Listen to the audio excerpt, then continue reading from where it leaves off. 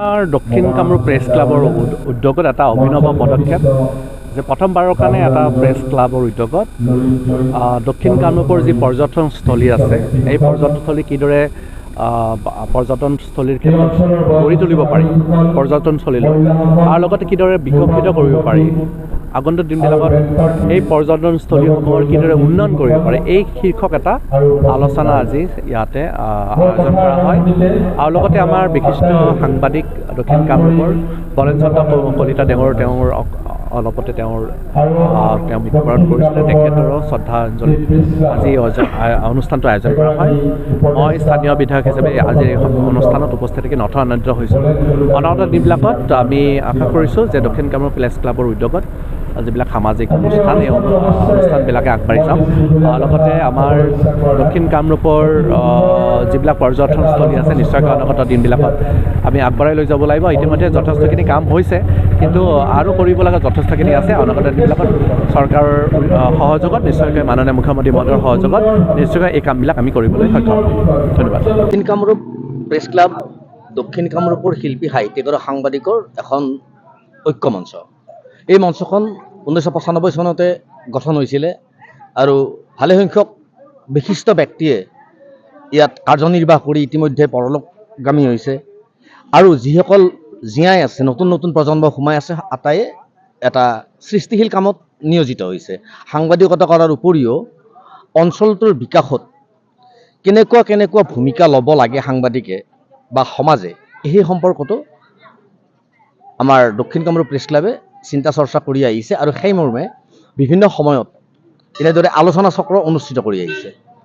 আজি আমি আলোচনা চক্ৰ অনুষ্ঠিত কৰিছোঁ দক্ষিণ কামৰূপত পৰ্যটনৰ সম্ভাৱনা বিকাশ আৰু ৰাইজৰ কৰণীয় এই বিষয়টোৰ ওপৰত আমি আলোচনা চক্ৰখন অনুষ্ঠিত কৰাৰ লগতে আমি এখন সম্বৰ্ধনা সভাও অনুষ্ঠিত কৰিছোঁ। এই সম্বৰ্ধনা সভাত আমি অসমৰ দুটা বেণ্ড পাৰ্টি মহিলা বেণ্ড পাৰ্টি কেৱল দক্ষিণ কামৰূপৰ পৰা জন্ম পাইছে এটা দখলাৰ বেণ্ড পাৰ্টি এটা ওপৰহালিৰ বেণ্ড পাৰ্টি দুইটা মহিলাৰ বেণ্ড পাৰ্টি দল আৰু দুইটা অসমৰ দুইটা আমাৰ প্ৰথম আৰু দ্বিতীয় হিচাপে চিহ্নিত হৈছে আমি তেওঁলোকক সম্বৰ্ধনা জনাইছোঁ। তাৰোপৰি বিভিন্ন সাহিত্যিক বুদ্ধিজীৱী সমাজকৰ্মী আৰু বয়োজ্যেষ্ঠ নাগৰিকক আমি সম্বৰ্ধনা জনাইছোঁ। আমাৰ এই প্ৰক্ৰিয়াটো চলি থাকিব। আমাৰ এই প্ৰক্ৰিয়াটোৰ লগে লগে আৰু এটা বিষয় আমাৰ গৈ থাকে আলোচনা চক্ৰ। আজিৰ যিটো আলোচনা চক্ৰ সেই আলোচনা চক্ৰটো ৰাইজে যথেষ্ট ভাল পাইছে। ৰাইজে বিচাৰে দক্ষিণ কামৰূপৰ যিবিলাক সম্ভাৱনাময় পৰ্যটন ক্ষেত্ৰ আছে তাৰ বিকাশ হ'ব লাগে আৰু সেই বিকাশৰ কাৰণে চৰকাৰে কি কৰিব লাগে ৰাইজে কি কৰিব লাগে এই সম্পৰ্কে বিস্তৰ আলোচনা হৈছে আৰু আমি সুখী যে ইয়াতে ওপৰহালি ৰাইজৰ লগতে দক্ষিণ কামৰূপৰ বিভিন্ন প্ৰান্তৰ পৰা ৰাইজ আহি আমাক সহযোগিতা কৰিছে। ধন্যবাদ।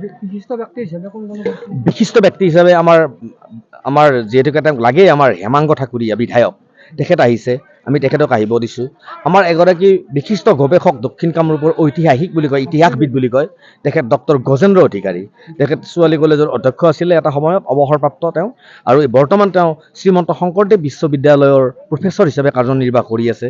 তেওঁ এজন বিশিষ্ট লেখক তেখেত আহিছে।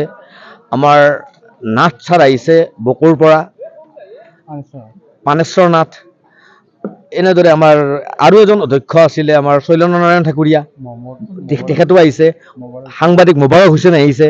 এনেদৰে ভালেসংখ্যক ব্যক্তিয়ে আহি তেওঁলোকৰ নিজৰ পইণ্ট অফ ভিউ আৰু আমাৰ ইয়াৰে ৰাইজগড়ৰ সভাপতি সম্পাদক আছে ওপৰহালিৰ তেওঁলোকেও ভালেখিনি জানে তেওঁলোকে দখলক কেন্দ্ৰ কৰি আগৰ পৰাই এটা টুৰিজিম মনোভাৱ এটা লৈ আছিলে তাতে পৰ্যটন কেন্দ্ৰ গঢ়ি তুলিব পাৰি নেকি তেওঁলোকৰো প্ৰচেষ্টা দীৰ্ঘদিন ধৰি চলি আছে।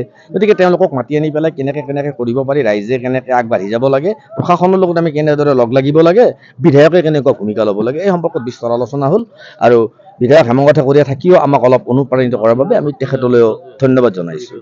আৰু ইফালে কি হৈছে দক্ষিণ কামৰূপ প্ৰেছ ক্লাবৰ ইতিমধ্যে ভূমি আমাৰ নামত আছে আমি মাটি আমাৰ হ'ল আমি এতিয়া ঘৰ বনাব ওলাইছোঁ।